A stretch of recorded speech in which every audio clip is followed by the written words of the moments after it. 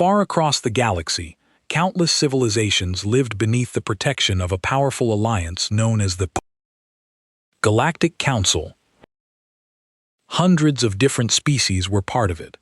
Each had their own planets, their own cultures, their own beliefs. For thousands of years, they had worked together to maintain peace among the stars. But when the subject of Earth came up, the discussion was always different. The opinions of the galaxy's oldest civilizations were almost identical. Humans were dangerous. For centuries, stories about Earth had spread among alien travelers and explorers.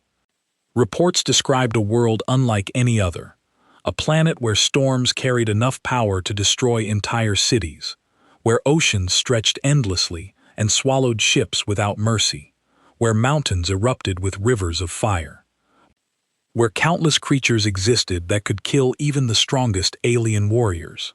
To most species, Earth sounded less like a homeworld and more like a death trap. But the most terrifying part was not the planet itself. It was the fact that humans lived there, not barely surviving, not hiding, thriving. They built cities among the storms. They crossed the oceans. They climbed the mountains. They faced creatures that other species would consider monsters, and they called it normal. To the alien civilizations of the galaxy, this was proof of something deeply concerning. Humans were not afraid of danger. They adapted to it. They challenged it. They grew stronger because of it. And in the eyes of the Galactic Council, a species that could survive a world like Earth was unpredictable. A species that could not be controlled. A species that might one day threaten the balance of the entire galaxy. So while humanity looked toward the stars with curiosity, the galaxy looked back with fear. So the council called a great meeting. It was held in the largest hall of the Galactic Station, a shining structure floating between the stars. Hundreds of leaders gathered. Some came with their advisors, others with armies. The hall was filled with voices, each alien speaking in their own strange tones. Some like music, some like thunder. There was only one question on the table. What should they do about Earth? The debate did not last long.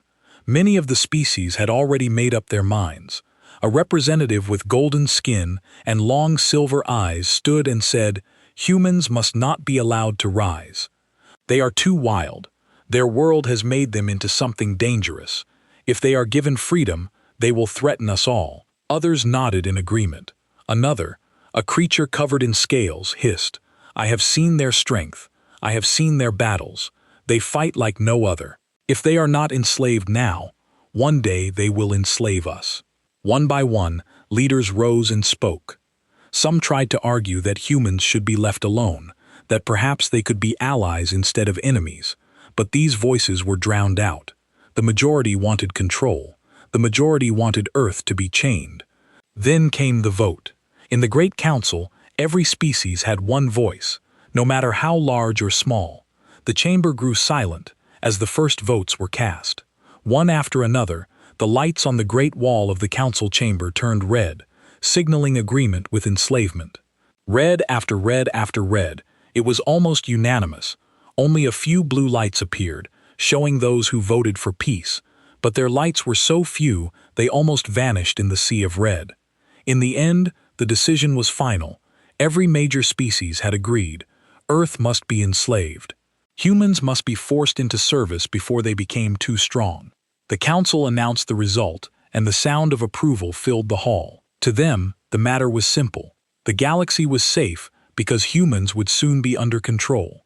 After the vote, plans were quickly made. Fleets would be gathered from many worlds. Armies of different species would fight side by side. They thought it would be easy. After all, Earth was only one planet. Its people were scattered and divided. Compared to the power of the galaxy, Earth looked small, weak, and unprepared. Some council members even laughed. They imagined how quickly humans would fall. They pictured them kneeling, broken, and afraid, ready to work as servants for the higher races. To them, it was already decided. The invasion had not even begun. But in their minds, Earth was already conquered. What they did not realize was that they had made a great mistake. None of them had ever truly faced a human. None of them had ever walked on Earth's soil, or felt its burning sun, freezing nights, or raging storms. They had only looked from a distance and judged by their own standards. They thought strength was in numbers and technology, but they did not understand the kind of strength that was born from struggle, from surviving a world that constantly tried to kill you. In their pride, they had chosen the path of conquest. In their arrogance, they believed the humans would fall like dry leaves in the wind. The fleets were prepared, weapons were sharpened, and soldiers were trained. The council celebrated, confident in their decision. But while the aliens planned their grand invasion, the people of Earth lived their ordinary lives, unaware that the galaxy had just voted to enslave them. Men and women went to work. Children played. Farmers planted their crops, and leaders argued over the usual human problems. None of them knew that an entire galaxy was watching them with fear and envy, ready to strike. The stage was set. The galaxy had made its choice. They believed they were strong enough to crush Earth, but the truth was waiting for them. The humans, who had been judged as wild and dangerous, would soon show the galaxy something it had never seen before, and the very council that voted to enslave them would one day remember this moment with regret, for in trying to control Earth, they had awakened a power they did not understand. The day finally came when the fleets from the galaxy reached Earth. The sky above the planet darkened as ships larger than mountains appeared from the clouds. They stretched across the horizon, their shadows falling over cities, forests, and oceans. People looked up in shock. Some froze, unable to believe their eyes. Others ran into the streets, pointing to the enormous objects that filled the heavens. At first, many thought it was only a dream or perhaps a trick. Humanity had long imagined visitors from the stars, but now, those dreams had turned real, and they did not come in peace. The aliens had expected chaos. They imagined that humans would drop their weapons, cry out in fear, and beg for mercy. But that did not happen. Instead, something remarkable occurred. People from every nation, from every land, set aside their differences almost instantly. Rivalries that had lasted centuries seemed to fade when faced with a greater threat. Governments that had argued endlessly now spoke with a single voice. Humanity, for the first time in history, stood together. In secret bases and open streets, soldiers were called to prepare. Scientists rushed into laboratories to study anything that could be used against the strange invaders. Engineers worked night and day creating defenses from whatever materials they had. Farmers and workers supplied food and resources for the effort. Even ordinary citizens joined, building shelters, carrying supplies, and spreading information. It was as if the entire world had suddenly become one family determined to protect their home. The aliens watching from their ships could not understand this. They had expected division. They had studied human history and thought they knew everything: wars, conflicts, greed. They assumed humans would fight each other instead of resisting. But what they saw was different. They saw unity. They saw determination in the eyes of billions. The first move came when smaller alien craft descended to Earth's surface. They chose cities where humans lived in great numbers, hoping to capture them quickly. Their weapons were advanced, their armor shining like steel under the sun. They marched through streets with confidence, their steps heavy and their voices cold. They expected no fight, but the humans were ready. Instead of surrendering, they answered with clever traps and swift attacks. The so-called primitive weapons of Earth, missiles, aircraft, explosives, and rifles, turned deadly in human hands. Guerrilla fighters used forests, mountains, and rivers as their allies. Snipers hid in ruined buildings. Engineers created devices that disrupted alien communications. Entire cities became fortresses. For the first time, the invaders felt fear. Alien commanders tried to assure their soldiers that victory was certain, that this resistance was nothing more than desperation. But they were wrong. Every battle seemed to make humans stronger. Every defeat turned into a lesson. Every loss into a reason to fight harder. The aliens had never faced an enemy like this before. They were used to fighting species that broke easily, species that surrendered when overwhelmed. But humans were not like that. They refused to give in. Even when weapons failed, they fought with their bare hands, with rocks, with fire, with whatever they could find. The humans also had another ally, Earth itself. The invaders could not survive its storms, its earthquakes, its shifting weather. A desert would scorch them by day and freeze them by night. A jungle would swallow them whole with its heat, its insects, and its endless growth. In the oceans, waves rose higher than their machines, dragging them down. What humans called home, the aliens called hostile. From orbit, alien leaders watched in frustration. Their fleets filled the sky, but still Earth refused to break. Instead of cries for mercy, they heard war cries. Instead of chains waiting to be worn, they saw humans building weapons from stolen alien parts. The first great clash in the skies above Earth shook even the most confident commanders.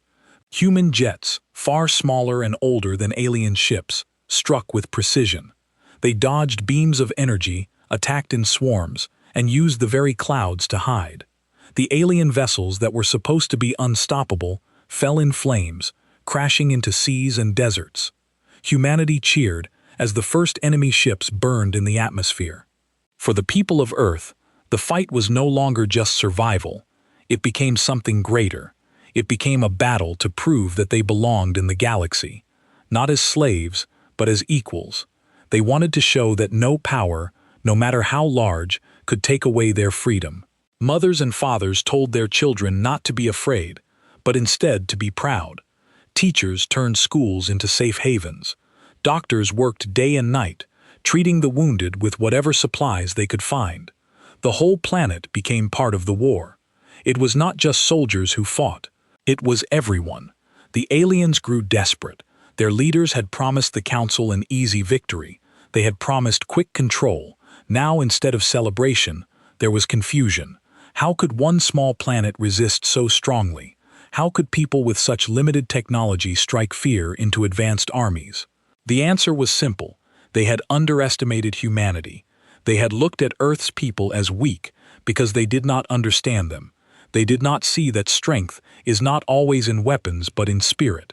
By the end of the first wave, many alien fleets had been forced to retreat into orbit. They had lost soldiers, ships, and supplies. The humans, though scarred and tired, stood tall. Cities were damaged, but the spirit of resistance burned brighter than ever. The invasion that was supposed to last only days had turned into a nightmare for the galaxy's armies. And as Earth looked to the skies filled with enemy ships, they did not tremble. They prepared. They adapted. They waited for the next wave, ready to show again and again that they would not kneel. The galaxy thought it had enslaved Earth with a single vote. Instead, it had awakened something far stronger. Humanity was not afraid. Humanity was ready. The war grew harsher with every passing day. The alien commanders had believed the first battles were only small setbacks. They thought their soldiers would soon crush the resistance and claim Earth. But instead, their fleets began to break. What was meant to be a quick conquest was turning into something no one had expected, a war of survival.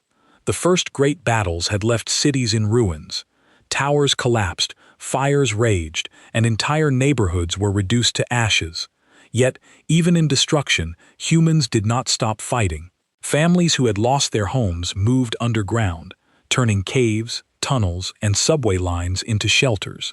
From there, they supported fighters above. Where aliens saw ruins, humans saw cover. Broken buildings became sniper nests. Collapsed streets became traps, and rivers of rubble slowed the invaders down. The aliens were powerful, but they were not prepared for Earth itself.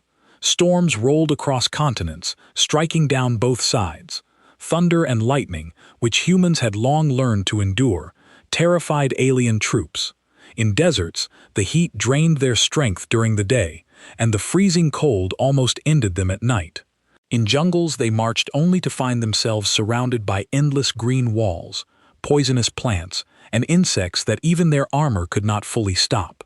In mountains, the thin air made them weak, while humans climbed like it was nothing. One alien officer recorded in his logs, "This planet is not a world. It is a weapon. Every stone, every storm, Every living creature fights against us, and yet the humans walk through it as if it is nothing. They are the true children of this place, and we do not belong here." These words spread among alien soldiers, planting seeds of fear. They began whispering to each other that Earth was cursed, a death world unfit for life. But for humans, this was home, and every hardship only made them stronger. The battles were fierce. In one ruined city, a group of alien machines marched proudly, their cannons blazing. They crushed buildings and scattered rubble. The soldiers inside believed victory was theirs, but hidden in the shadows, humans waited. Small squads of fighters struck from above, dropping explosives onto the machine's weak points. Others used stolen alien weapons against them, turning their own technology back on them. Within hours, the mighty machines burned, and the aliens fled, leaving behind only smoke. Another story spread of a coastal town where aliens landed, expecting to capture it within minutes, but fishermen and villagers armed themselves with simple weapons, refusing to surrender. They fought from their boats, from rooftops, from narrow streets. Even when outnumbered, they held the enemy long enough for reinforcements to arrive. That little town became a symbol of resistance, proof that even ordinary people could stand against a galactic army. Each defeat shook the aliens more deeply. Their fleets, once proud and unstoppable, began to lose confidence. Commanders argued with each other. Some wanted to retreat and regroup. Others demanded they press forward, no matter the cost. Their unity, so strong at the council, was breaking apart on Earth's soil. The humans, on the other hand, grew closer with each victory. Nations that had once distrusted each other now shared supplies and strategies. Languages that had divided people for centuries no longer mattered. What mattered was survival. What mattered was freedom. And with every alien ship that fell, the people of Earth believed more strongly that they could win. But the war was not without pain. Thousands of humans lost their lives in battles. Cities that once shone with light were covered in ash. Families were separated. Children cried in the dark, and smoke rose above lands that had once been peaceful. Yet in every face there was determination. No one spoke of surrender. Even in tears, they promised to keep fighting. The aliens grew desperate. They brought in heavier weapons, stronger ships, and larger armies.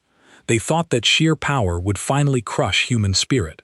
Instead, they discovered that power without understanding is useless.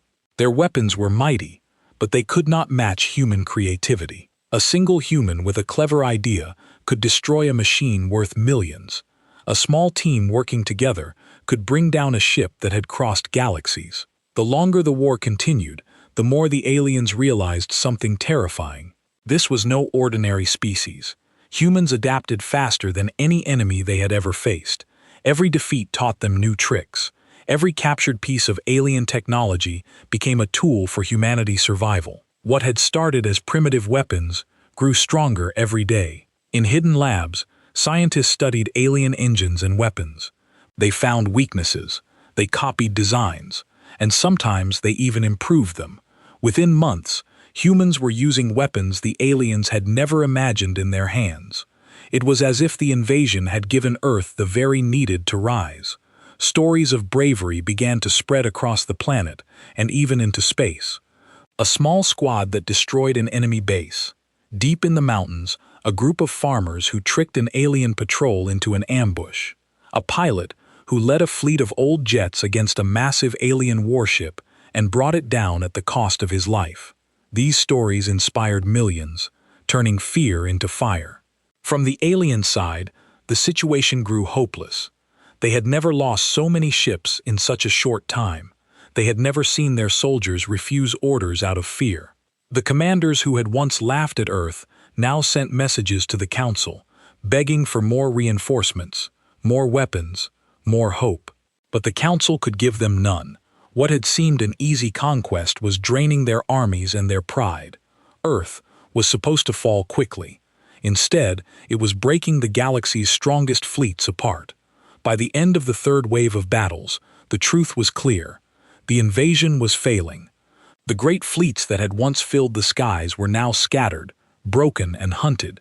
Humans walked among the wreckage of fallen alien ships, studying them, using them, and smiling with the knowledge that they had survived what no one thought possible.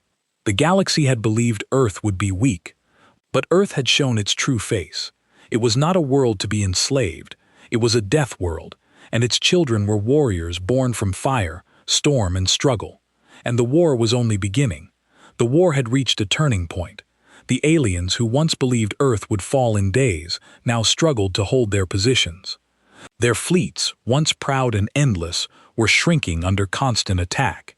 Their soldiers, who had marched with confidence, now looked over their shoulders with fear.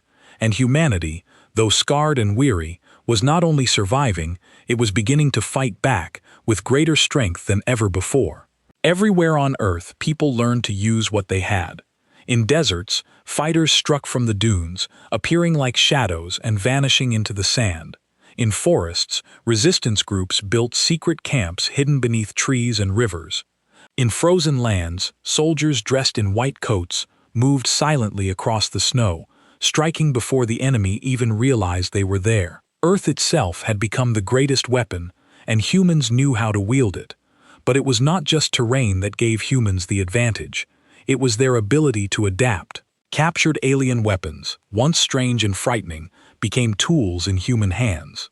Scientists worked day and night to study the devices, breaking them apart, learning their secrets and rebuilding them into something new.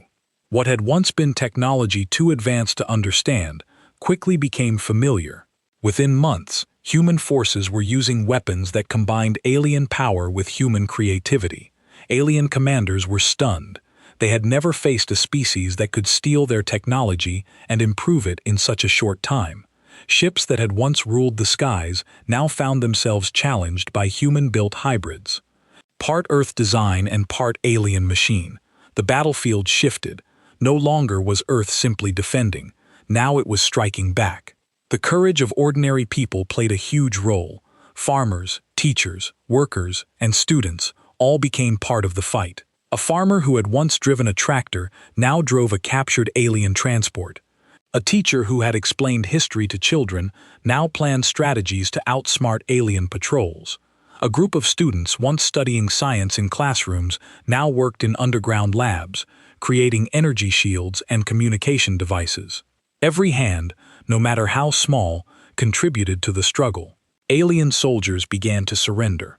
At first, it was only a few small groups who were too afraid to continue, but soon entire units gave up, laying down their weapons and begging to be spared. Many of them whispered the same thing. They had never seen such determination, such fire in any species before. They admitted openly that they feared humans more than their own commanders. The galaxy's council grew worried. The leaders who had once voted so proudly for Earth's enslavement now argued in panic. Some wanted to send even larger fleets, but others feared wasting more lives and resources. Whispers of failure spread among them. No one wanted to admit it, but everyone knew the invasion was collapsing. Meanwhile, on Earth, humanity pressed forward. Instead of waiting for the enemy to attack, they began launching their own missions. Small teams of fighters moved into space, boarding alien ships, disabling them from the inside, and capturing supplies. Resistance fighters sabotaged enemy bases on Earth, cutting off their food, water, and power. Wherever the invaders tried to stand, humans found a way to break them. One of the greatest victories came when a massive alien battleship, the pride of their fleet, was destroyed by a group of human pilots flying old jets. They had studied the ship's weaknesses, they knew its blind spots, and they struck with perfect timing. The enormous vessel, which had been meant to terrify Earth into surrender, fell in flames into the ocean. The sound of its destruction echoed across the world, filling every heart with hope. Humanity had shown that no enemy was too strong to defeat.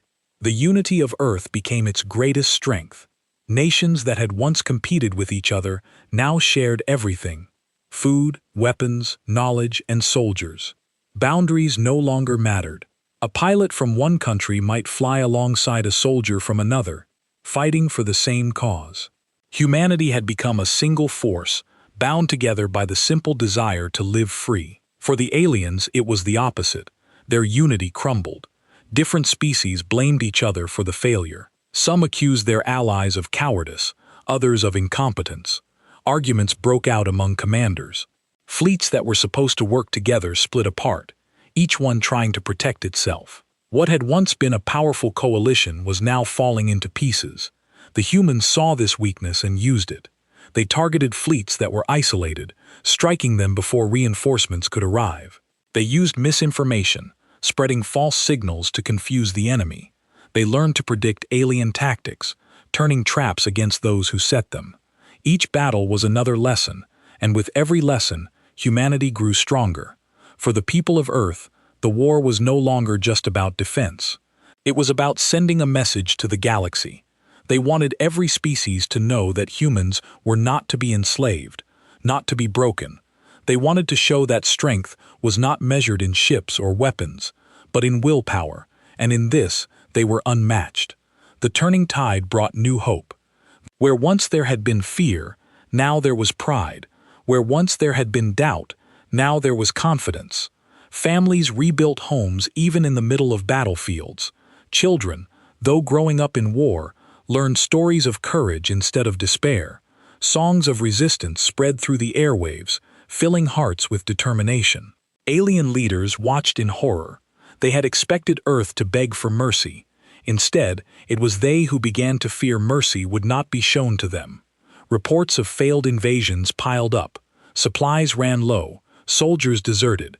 Ships that had traveled across galaxies turned back in shame. And still, humanity pressed forward. By the time the fourth wave of battles ended, the galaxy could no longer deny the truth. Earth was not a weak, fragile world waiting to be controlled. It was a world of storms and fire, a world that had forged warriors from ordinary people, a world that had turned invasion into opportunity. The invaders had not broken Earth. Earth had broken them. The council that had once celebrated the vote to enslave humans now sat in silence. Their grand chamber filled with fear. They had made a mistake, and that mistake was growing larger every day. The very species they had tried to control was now rising as a power they could no longer ignore. And for humanity, the fight was no longer just for survival. It was for honor. It was for freedom. It was for every life that had been lost. The tide had turned, and now the galaxy would have to face what it had created. The world that was once seen as weak was now stronger than any of them, and the Council would soon learn what it meant to challenge Earth. The alien fleets that had once filled the skies were now scattered. Many had been destroyed, some had fled, and others surrendered. The very species that had voted unanimously to enslave Earth now found themselves in shock. What they had expected to be a simple victory had turned into disaster. They had underestimated humans, and now they were paying the price. In the council chambers far from Earth, the leaders argued endlessly.